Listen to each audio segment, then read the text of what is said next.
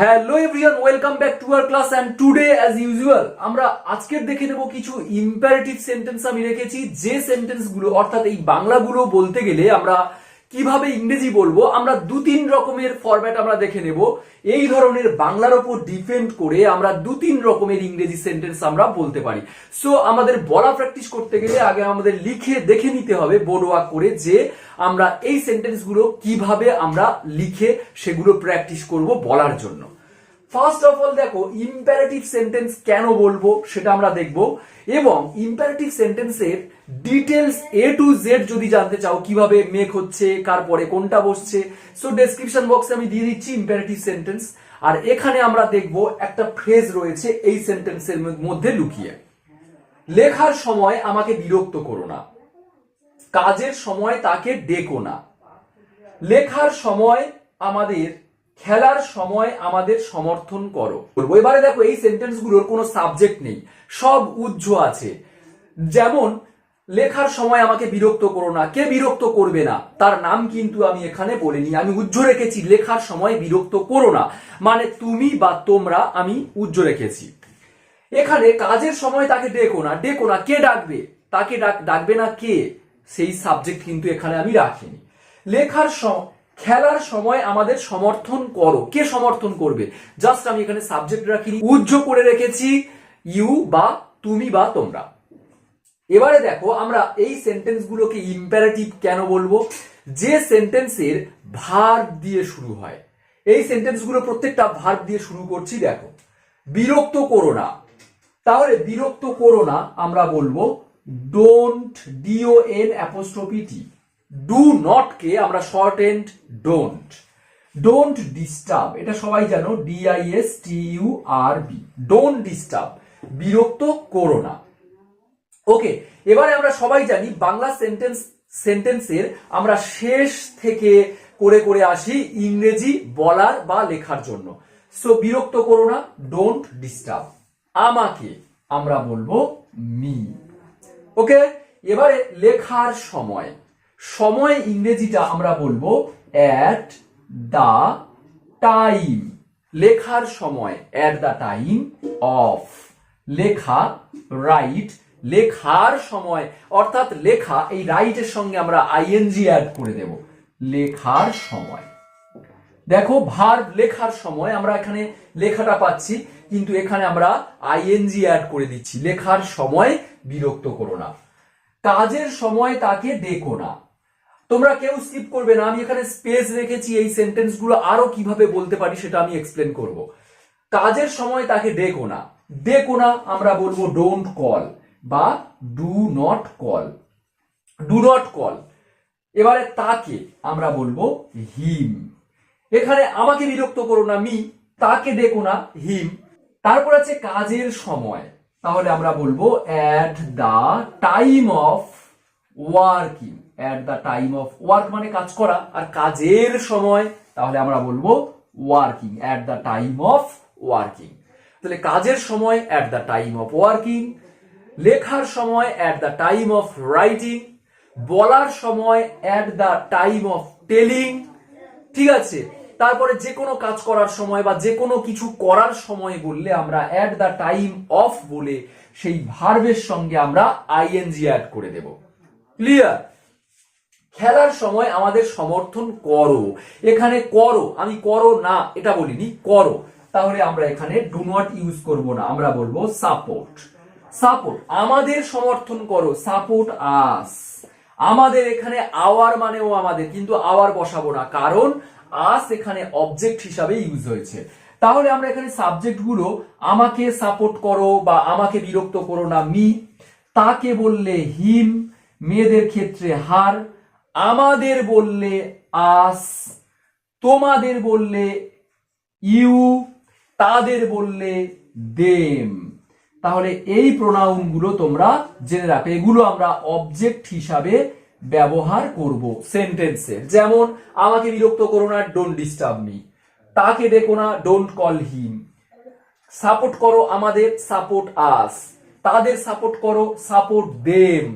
Clear? Support us খেলার সময়, তাহলে আমরা বলবো at the time of, at the time of play তার সাথে আইএনজি, খেলার, at the time of playing, খেলার সময়। এবারে দেখো আমরা এই সেন্টেন্সের সাবজেক্ট নেই, আমরা প্রথমেই ভার্ব দিয়ে শুরু, don't disturb, don't call, support. এখানে নেগেটিভ নয় বলে আমরা শুধু সাপোর্ট দিয়েছি, এখানে ডোন্ট দিয়েছি নেগেটিভ বলে। সো দেখো সাবজেক্ট নেই, তাহলে ভার্ব দিয়ে শুরু হলে সেন্টেন্স গুলোকে আমরা ইম্পারেটিভ বলবো।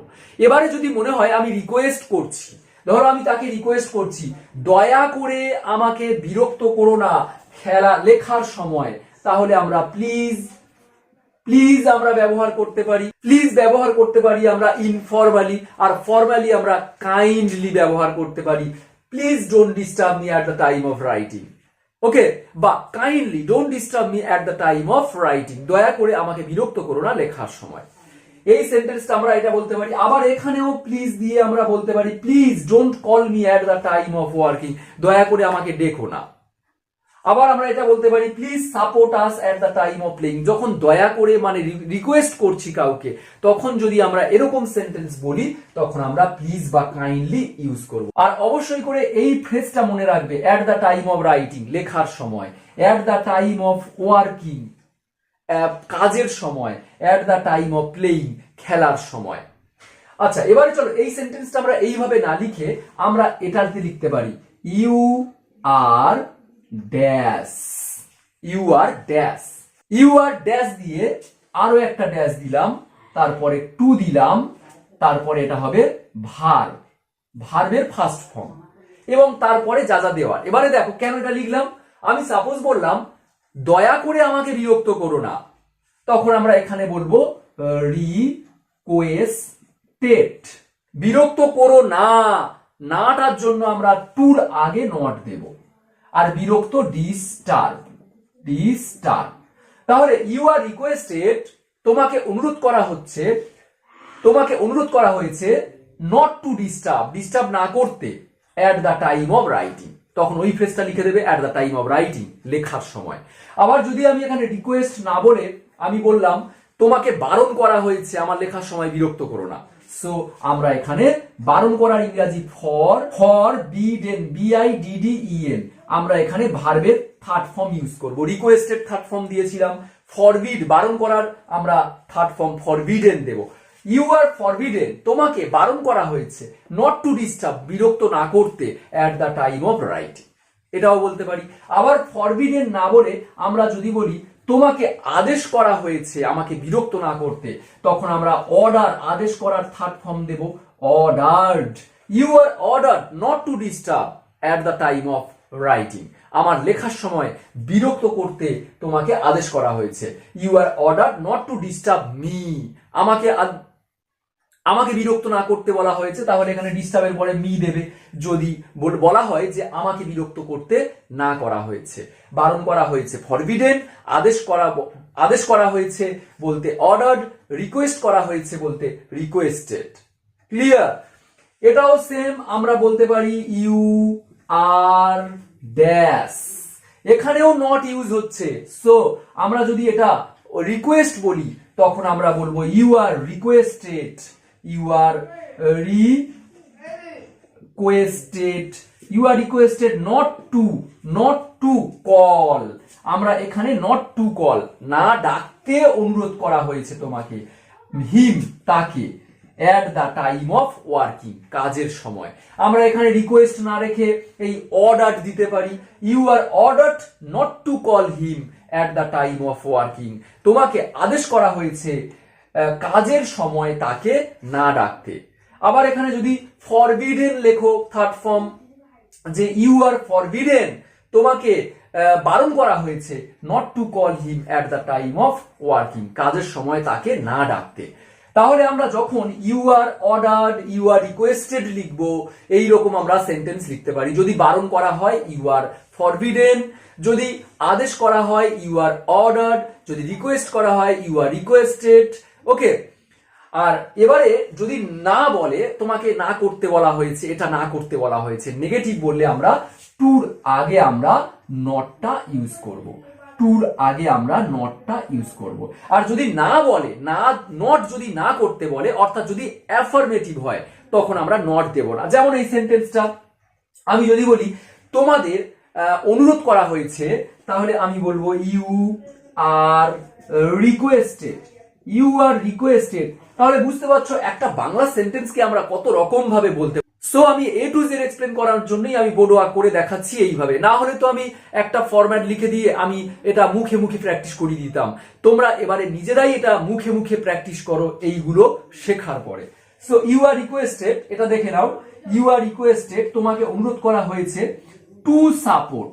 এখানে দেখো টুর আগে নট নেই, কারণ আমরা এটা সাপোর্ট সমর্থন করো, করো না বলিনি, করো, নেগেটিভ নেই এখানে, অ্যাফার্মেটিভ, ওই জন্য নট নেই।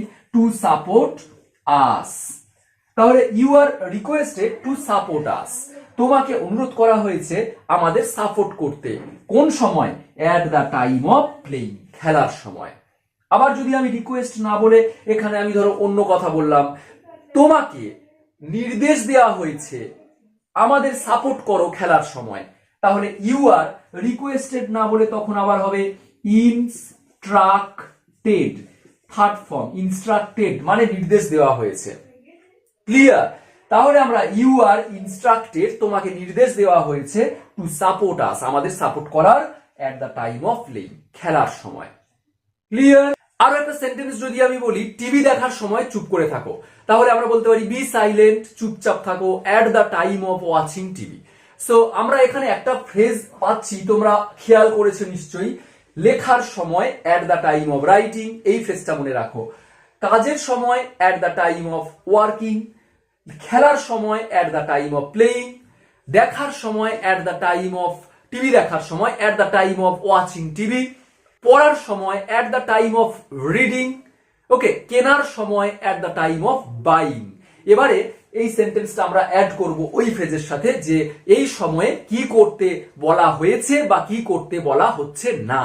সো এই সেন্টেন্সটা তোমরা ইম্পারেটিভ রাখতে পারো, আবার ইউ দিয়ে ও সেন্টেন্সটা রাখতে পারো, বা ইউর জায়গায় কোনো নামও তুমি দিতে পারো, বা কোনো সাবজেক্ট দিতে পারো, যাকে বারণ করা হয়েছে বা যাকে অনুরোধ করা হয়েছে বা যাকে আদেশ করা হয়েছে সেই ব্যক্তির নামটা এখানে তুমি লিখতে পারো। তাহলে তখন মনে হবে, সাপোজ আমি লিখলাম রামু, তাহলে রামু আর অর্ডার, তখন রামুর পরে আর হবে না, এটা ইজ হয়ে যাবে। Ramu is order not to disturb me, রামুকে অর্ডার করা হয়েছে আমাকে বিরক্ত না করতে, at the time of writing.